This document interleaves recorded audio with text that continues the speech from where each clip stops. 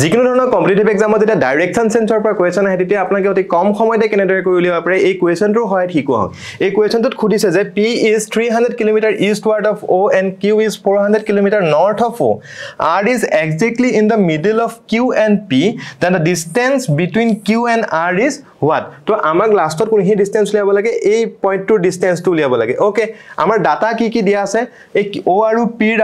distance 300 km আৰু O আৰু Q distance 400 km এতিয়া আমি প্ৰথমতে কি কৰিম এই QP ডিসটেন্সটো উলিয়াই লম যেহেতু এটা ৰাইট এংগল ট্ৰায়াঙ্গল ইয়াত পাইথাগোৰাছৰ থিওৰেম এপ্লাই কৰিম পাইথাগোৰাছৰ থিওৰেম এপ্লাই কৰি লাষ্টত আমি এই QP ৰ ভ্যালুটো পাম গৈ আমি